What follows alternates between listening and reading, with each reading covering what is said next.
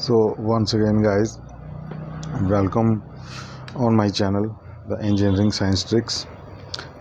और जो लोग भी मेरे चैनल पर नए हैं वो मेरे चैनल को प्लीज़ सब्सक्राइब कर लीजिए और मेरे वीडियो को लाइक शेयर और कमेंट कीजिए।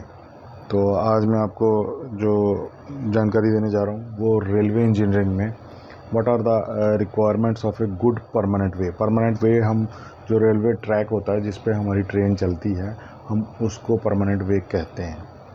तो इसमें क्या हमें जो गुड रेलवे अच्छे एक रेलवे ट्रैक की जो रिक्वायरमेंट्स है वो क्या क्या होनी चाहिए। फर्स्ट नंबर पे आता है it should have correct and uniform gauge. उसका गेज जो है वो बिल्कुल सही और यूनिफॉर्म होना चाहिए, वो कहीं से भी डिस्टर्ब नहीं होना चाहिए। सेकंड पे आती है it should have proper level of two rails on straight track and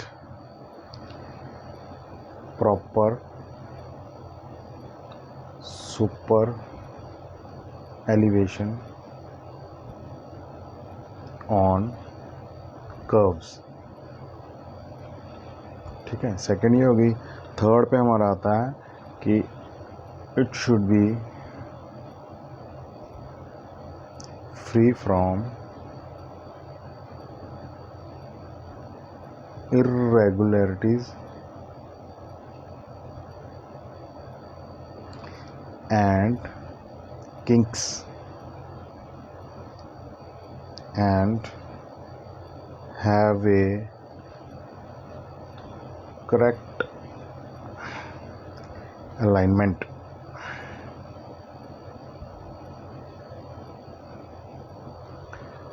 fourth हमारे पास आएगा it should have a certain amount of elasticity, कि थोड़ा सा फ्लेक्सिबल होना चाहिए, वो बिल्कुल रिजिड नहीं होना चाहिए ताकि थोड़ी सी भी डिस्टर्बेंस आने पे या वाइब्रेशंस आने पे वो ब्रेक हो जाए। तो फिफ्थ आता है the gradients should be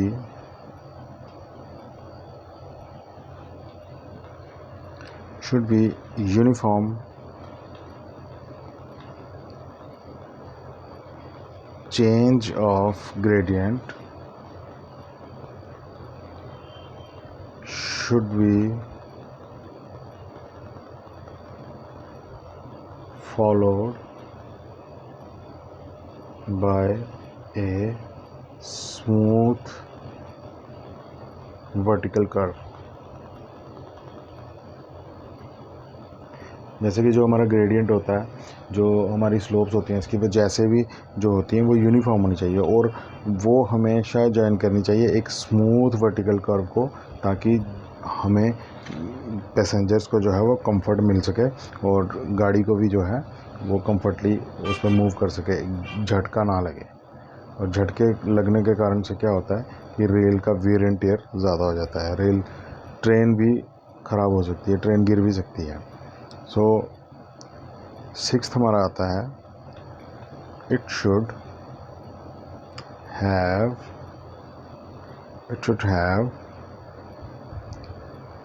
a perfect drainage system. Seventh में आएगा the joints, points and crossings should be designed and aligned properly.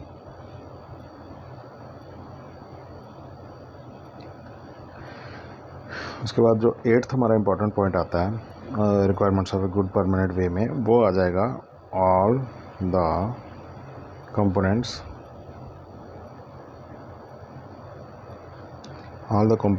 of permanent way, that is rails, जो भी इसके कंस्ट्रेंट्स होते हैं, फिटिंग्स में फिश प्लेट्स आ जाते हैं, बोल्ट आ जाते हैं, फिर उसके बाद sleepers, ballast etc. should fully satisfy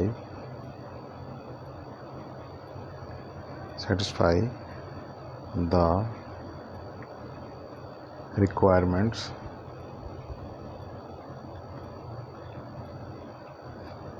of which they have been provided. और हमारा 9th और लास्ट हमारा जो main requirement of a good permanent way होती है, वो हम लिखेंगे they should be easy and adequate provision, there should be provision for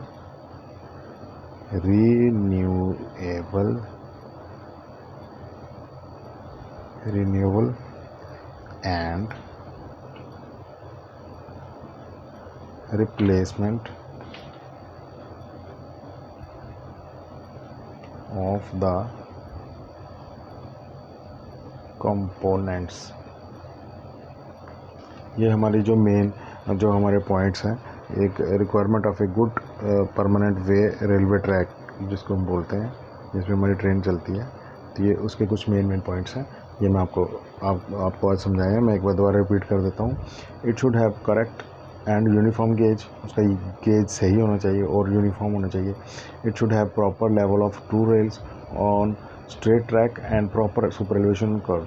इसका जो जो रेल्स होती हैं, जो पटरी होती हैं, उनका लेवल जो है वो प्रॉपर होना चाहिए स्ट्रेट ट्रैक पे, और सुपर एलिवेशन प्रोवाइड की होनी चाहिए कर्व्स में। It should be free from irregularities and kinks and have correct alignment.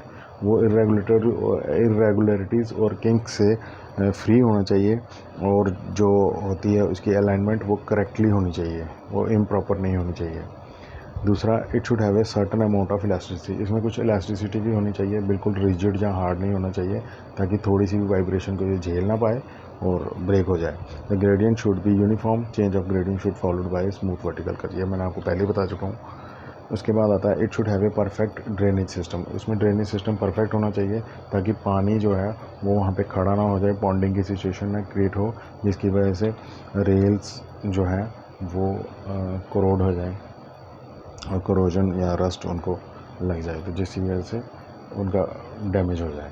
तो the joints, points and crossing should be designed and aligned properly. Joints जो होते हैं, पॉइंट्स एंड क्रॉसिंग जो होती हैं, शुड बी डिज़ाइंड, और उनको अच्छे तरीके से उनको अलाइन करके इंस्टॉल करना चाहिए। All the components of the rail और permanent way, that is railway track और परमानेंट वे, दैट इज़ जो उसकी रेल्स होती हैं, फिटिंग्स होती हैं, इसमें आपके चेयर्स आ जाती हैं, कीज़ आ जाती हैं, बोल्ट्स आ जाते हैं, फिश प्लेट्स आ जाती हैं, और स्लीपर्स आ जाते हैं, बैलास्ट आ जाते हैं, et cetera, should be fully satisfy the requirement of which they have been provided. वो फुली सेटिस्फाई करनी चाहिए कि किस रिक्वायरमेंट के लिए उनको वहाँ रेलवे ट्रैक पे यूज़ किया जा रहा है। तो उसके बाद 9th हमारे पास आते हैं, दे should be easy and adequate provision for individual. ये बता रहा है कि हमारे पास जो एक ईजी और आसान और उपलब्ध होने वाला तरीका होना चाहिए, जिससे हम कोई भी पोर्शन का या कोई भी पार्ट्स का हम रिप्लेसमेंट और रिन्यूअल जो है हम कंपोनेंट्स का आसानी से कर सकें। सो आई होप गाइज आपको ये अच्छी तरह समझ आ गया होगा आज का टॉपिक। तो आई होप अगर आपको अच्छा लगा वीडियो तो आप लाइक शेयर और मेरे चैनल को सब्सक्राइब ज़रूर करिए। तो और मेरे को कमेंट ज़रूर कीजिए, क्योंकि कमेंट से मैं मोटिवेट होता हूँ, और मुझे मोटिवेट कीजिए ताकि मैं और भी अच्छे टेक्निकल वीडियोज़ आपके लिए ला सकूँ। Thank you very much.